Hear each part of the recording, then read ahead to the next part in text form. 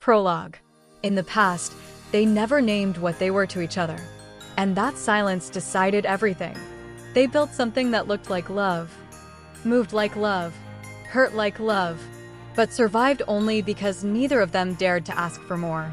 Now, years later, they meet again on a Nairobi rooftop on New Year's Eve. Time has thinned their excuses. Midnight is coming. And with it, the question they avoided the first time. Is friendship still enough? Was it ever enough at all? This is a story about choice and the quiet damage done by silence. Part 1. Atchie and Wanja climbs the stairs to the rooftop. She takes them two at a time, keys still in her hand. The noise from below, music, laughter, someone arguing about plates, has followed her all evening. The rooftop is the only place in the building where sound thins out, where the city feels far away enough to breathe. Down there, time feels loud and demanding. Up here, it loosens its grip. Here, she can pretend the year hasn't been closing in on her ribs for weeks. She pushes the metal door open. It screeches the same way it always has. The roof looks the same. That surprises her more than it should. She'd half expected it to look smaller or meaner, the way childhood places often do when you return as an adult with tired knees and too many responsibilities. The water tank still leans slightly to the left. Someone has painted over the old graffiti, but the concrete beneath is still cracked. She steps forward, rests her hands on the railing, and exhales. Behind her, the door creaks once again. She doesn't turn right away, but she knows someone has joined her. Footsteps approach. Hesitant. Then stop. Wanja. Her name, said the way only one person ever said it, lands between her shoulders. She turns. Atchie and Wanja stands a few steps away, one hand still on the door. She's wearing jeans and a light jacket, her hair pulled back loosely. She looks more sophisticated. Toned. Familiar in a way that tightens Wanja's chest. Time has refined her without softening her. There's a confidence in the way she stands, an ease Wanja remembers envying. And yet, somewhere under it, she still looks like the girl who used to steal the better earbud and pretend it was an accident. For a moment, neither of them speaks. But the silence isn't empty. It's crowded with all the sentences they never finished. Then Wanja says, Atchie? Her teenage pet name for the woman standing before her.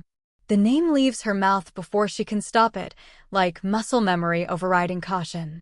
Atchie smiles, surprised and relieved all at once. I didn't know you still lived here. I still do, Wanja replies. She gestures vaguely behind her. Same place. Atchie nods, as if she expected that. As if she didn't. I'm visiting my aunt, Atchie says. Downstairs. 3rd floor. Wanja hums. Smiling, she asks, does she still cook a lot? The question is safer than the ones pressing at the back of her tongue. Atchie laughs. The sound comes easily, then fades. Yeah, some things don't change. They stand there, the space between them careful. Measured. Not the distance of strangers. The distance of people who know exactly what stepping closer might mean. A firework pops somewhere far off, not loud yet. Someone is testing their fireworks for the new year. The sound startles Wanja anyway. She's never liked sudden celebrations. They remind her that time keeps moving whether she's ready or not. So, Atchie says, rocking slightly on her heels. Happy New Year's Eve. Wanja nods. Same to you. The words feel insufficient. They always have. Silence stretches. Not awkward. Chosen. Atchie walks closer to the railing, stopping beside Wanja but not touching her. She looks out over the neighborhood. The lights, the uneven rooftops, the distant glow toward town. She scans the horizon the way she always used to, as if mapping exits even when she plans to stay. I used to come up here when it got too loud, Atchie says. Wanja keeps her eyes forward. You always said the walls could hear us. They probably could, Atchie replies. These buildings have seen too much. Her tone carries something heavier than humor, a recognition that places remember what people try to forget. Another firework goes off. Closer this time. Atchie glances sideways. You look good. Wanja shrugs. You too. It isn't true in the way compliments usually are. It's true in the way recognition is. What do you do now? Atchie asks. I supervise operations, Wanja says. I work for a logistics company. Day shift. That sounds solid. Well, it pays the bills. And keeps the lights on. And keeps her anchored. Keeps her from drifting into questions she doesn't have answers for. Atchie nods again, slower this time. I'm freelancing for a while. Mostly production work. Wanja doesn't ask what kind. She remembers Atchie studied journalism. That she excelled at it. That her brilliance had always made Wanja feel both proud and quietly left behind. Pride and insecurity used to sit side by side in her chest whenever Atchie talked about the future. They still do. Are you back for long? Wanja asks instead. Atchie hesitates. I don't know yet. Wanja accepts that answer without comment. She's learned not to chase uncertainty. In one of the flats below them, someone starts the New Year's countdown prematurely. Others shout them down, with jokes at him being thrown in for good measure. Atchie chuckles at the noise. Typical Nairobians. Always trying to rush things. They don't like sitting with things, Wanja says. Atchie looks at her then. A close, deep look. The kind she used to give when she wanted to say something but didn't know how. It is a look that used to undo her. Still does. A breeze passes between them. Someone's music drifts up. Old cool R&B, blasting through a phone speaker. You mind if I stay up here for a bit? Atchie asks. Until midnight? Wanja shakes her head. It's a free roof. Atchie leans on the railing beside her. Their arms are close enough that Wanja becomes aware of the heat. And how carefully Atchie is keeping from touching her. Another firework cracks overhead. Louder now. Neither of them moves. They don't say it out loud, but they both understand the choice they've just made. They are staying. Together. Until the year runs out. Part 2. The city settles into a restless hum below them. Someone drags plastic chairs across a corridor. A radio crackles. The smell of frying onions rises from somewhere nearby. The smell reminds Wanja that life is happening everywhere at once, whether or not she participates. Wanja shifts her weight against the railing. The metal presses into her palms. Atchie notices. You still lean like that, Atchie says. Like you're bracing for something. It isn't the first time Atchie has named one of her habits aloud. She's always been good at noticing Wanja's tells, even when she pretended not to. Wanja glances at her. You still talk like you're afraid of silent spaces. Atchie laughs. This one is real. Fair. The sound loosens something between them briefly. They fall quiet again. A motorbike zooms past below. Faint light from a distant street lamp cuts across Atchie's face, sharp cheekbones, familiar eyes. Wanja gets caught up by the sculpted face. Looking too long feels dangerous. So she looks away. She remembers the first time she noticed Atchie differently. The fear that came with that realization. You remember that old phone we used to share? Atchie asks. The one where only one earbud worked. Wanja nods. How can I not? You always took the working one. You didn't complain. Atchie teases back. I didn't want to break the peace. The truth of it sits heavier now than it did then. Atchie smiles, then looks down. You hated my music. I hated how loud you played it, Wanja corrects. Not the music. Those moody bedtime R&B songs were something. She remembers lying awake afterward, replaying lyrics she'd pretended not to listen to, wondering why they sounded like confession. Atchie hums softly. You still remember those, huh? Her tone suggests she's surprised and quietly pleased. They stand a little closer now. Not touching. Close enough to notice each other's breathing. She remembers how her closeness to Wanja used to feel like home. A warm cocoon she was sure only she felt. Do you remember studying for KCCs up here? Atchie asks. You used to read aloud so I wouldn't fall asleep. Wanja smiles, remembering how Atchie's voice would always tilt towards her voice. And yet you always did. You always fell asleep, she swats Atchie's arm lightly. Playfully. The contact is brief, instinctive, and immediately missed when it ends. Hey, you have a calming voice, Atchie says softly. Wanja stiffens because Atchie still knows exactly where to press. Atchie hears it too.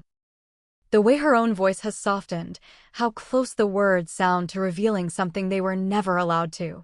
She shifts, pulling back just enough to make the distance safer. I mean back then, Atchie adds quickly. Yeah, back then.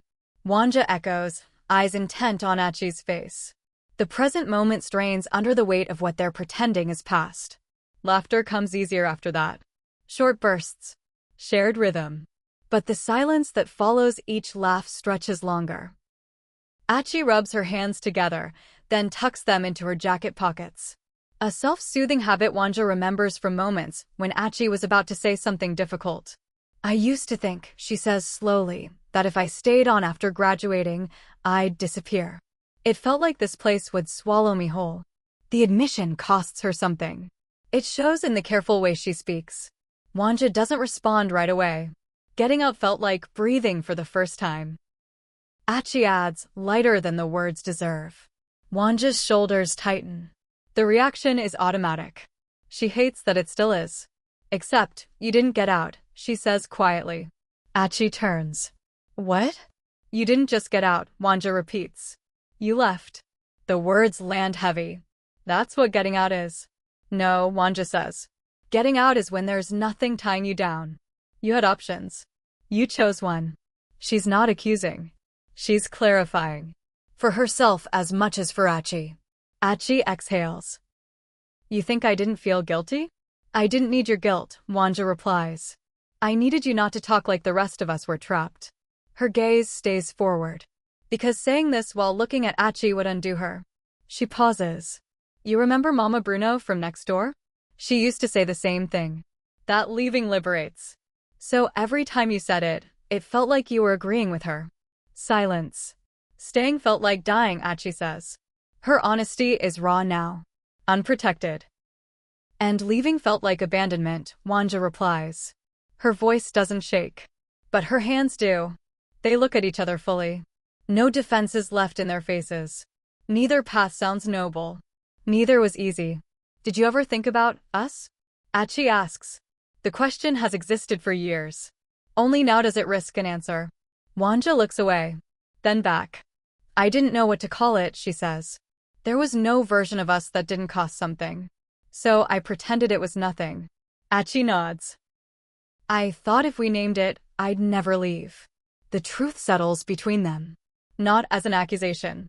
As a shared failure of courage. They didn't lose each other because of distance. They lost each other because they were afraid of what the truth was and what it would demand. Part 3. The rooftop empties. They stand closer now, not because either moved deliberately, but because neither stepped away. Atchie's sleeve brushes Wanja's hand. Neither reacts. It reminds Wanja of blackouts years ago, when they'd sit up here shoulder to shoulder, pretending the closeness was platonic. Pretending had been easier than asking. She remembers convincing herself that wanting quietly was safer than asking loudly. When I left, I honestly had no plan of coming back. Atchie says. Most people don't. The other woman agrees. But now, seeing you makes leaving again feel heavier. My life works. Everything runs. Bills get paid. People rely on me. Wanja says. Hesitates, then continues, but it's a life that's quiet in a way that hurts. There's no one I text when something good happens. No one I sit next to just because. She realizes this is the first time she's admitted it out loud. Atchie swallows.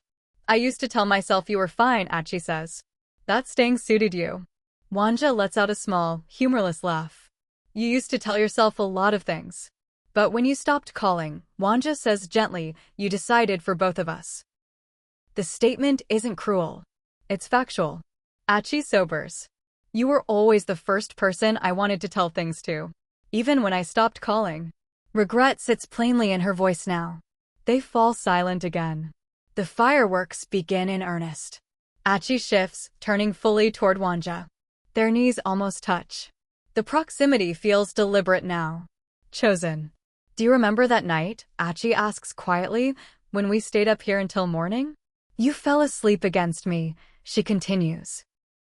I didn't move for hours because I didn't want to wake you. Wanja remembers. Of course, she does. She remembers waking briefly and choosing not to move either. The words settle between them quiet. Loaded. Atchie's breath changes. Just slightly. Wanja hears it. Atchie lifts her hand. Stops halfway. Wanja remembers how often she paused like this, waiting for permission that never came. Now, her fingers hover near Wanja's arm, uncertain. She lets out a breath that sounds almost like a laugh. But isn't. I don't want to do this wrong, Atchie says. Wanja turns to face her fully now. Her voice is steady, but there's something vulnerable underneath it. Wrong how? Atchie swallows. Her hand drops back to her side. By assuming, she says. By wanting something you don't. She glances away. By turning a wish into a mistake. The countdown noise below swells, then dips again. Wanja steps closer. Not too Atchieing. Close enough that Atchie can feel her presence. Then don't, Wanja says quietly. Don't rush. Atchie shakes her head once. That's the problem. If I don't say it, I'll leave again pretending I was just visiting. Silence. Heavy. This one carries a threshold. Wanja exhales slowly, like she's made a decision she's been postponing for years. I think I loved you, she says. Not rushed. Not dramatic. Just honest.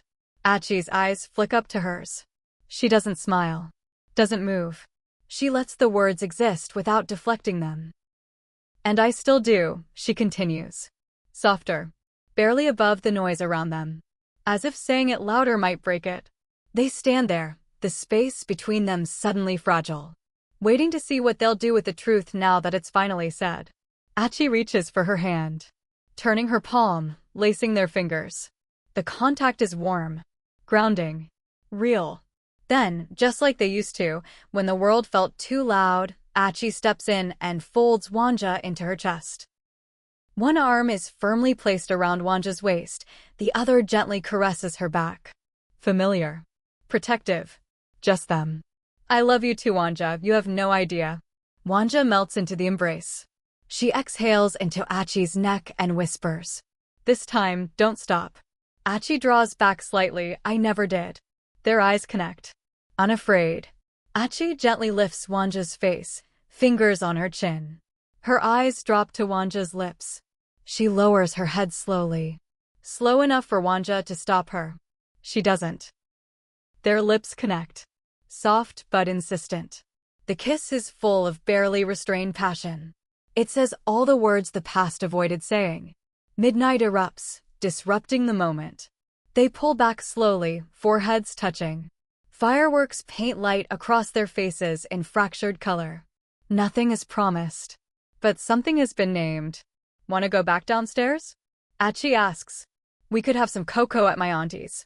It's probably terrible. She adds. I've had worse. Wanja responds, chuckling and looping her arm around the taller woman's.